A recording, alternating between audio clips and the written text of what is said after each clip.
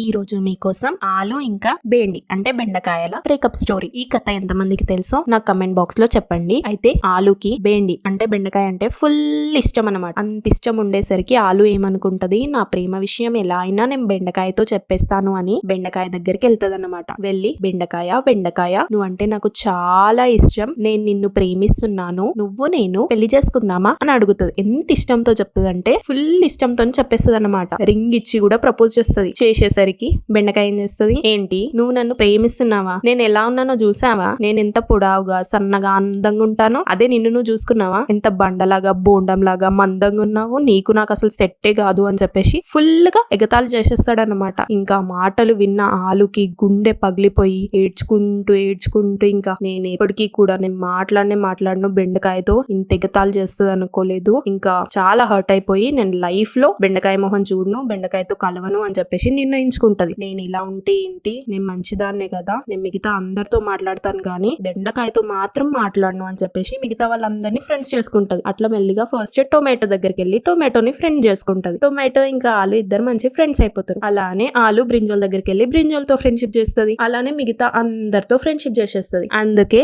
మనం ఆలుని టొమాటోతో కలిపేసి ఆలు టొమాటో కర్రీ చేస్తాం, ఆలుని వంకాయతో కలిపేసి వంకాయ ఆలు కర్రీ చేస్తాం, ఆలుని వంకాయ టొమాటో వీళ్ళందరితో కలిపేసి వంకాయ ఆలు టొమాటో కర్రీ చేస్తాం. ఇలా ఆలుని వేరే వెజిటేబుల్స్ కూరగాయలతో కలిపేసి వండుతాం కానీ బెండకాయతో మాత్రం కలిపి ఉండము. ఎందుకు అంటే వాళ్ళిద్దరికి బ్రేకప్ అయింది కాబట్టి. ఈ కథ ఎంతమందికి నచ్చిందో నాకు కామెంట్ బాక్స్ లో చెప్పండి. నచ్చితే లైక్ చేసి షేర్ చేసి సబ్స్క్రైబ్ చేయడం మర్చిపోకండి.